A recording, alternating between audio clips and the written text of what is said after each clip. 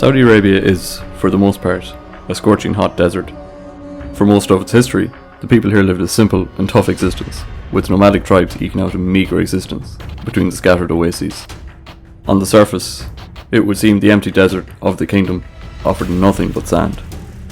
But then, in 1938, oil was discovered, and lots of it. Saudi oil production has rocketed from a paltry 500,000 barrels per day to 12 million barrels a day in April 2020. In fact, over 1 in 10 barrels of oil produced around the world today come from this one country. The rise of Saudi Arabia has been meteoric, from an empty desert to skyscraper-clad cities with luxury hotels and mega projects, all within less than 3 generations. The insatiable global thirst for oil made the kingdom into an energy empire, as the world came to depend on this sun-scorched patch. But already we are seeing the first big steps of the energy transition, and one country is waiting patiently in line to take the energy crown.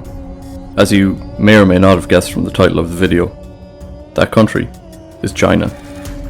Over the past 20 years in particular, investment and research in alternative technologies such as wind, solar and hydrogen has exploded, with solar receiving the most confidence. China has come to dominate this industry.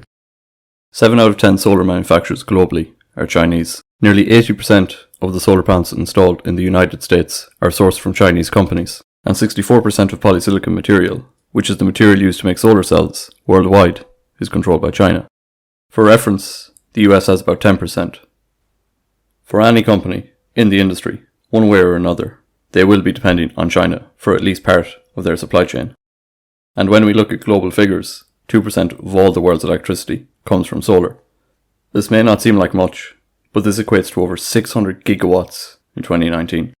The average power plant will have a capacity of around 1 gigawatt. And back in 2019, the world financed $282 billion of renewable capacity, with this figure predicted to go only one way in the future as technology improves year on year. Today, the efficiency of solar cells, that is, the percentage of light falling onto the cell that is converted into useful electricity, is about 18%. This is up by 10 to 12% in 10 years, and the trend looks set to continue, with one report released by the Abu Dhabi headquartered International Renewable Energy Agency projecting a 59% cost reduction for electricity generated by solar PV by 2025. But perhaps the greatest insight into the potential of Chinese solar is the gigantic solar farm being built in the Chernobyl exclusion zone.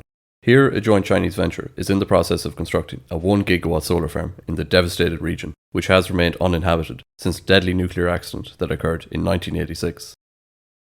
A name associated in all our minds with death and destruction may, one day, become synonymous with sustainability and regeneration.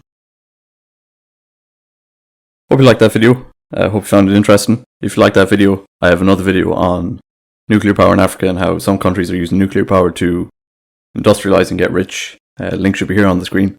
If you like this video, you'll probably like that video.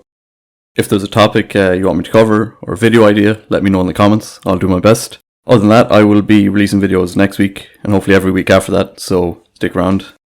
And I'll see you next week. Thank you for watching.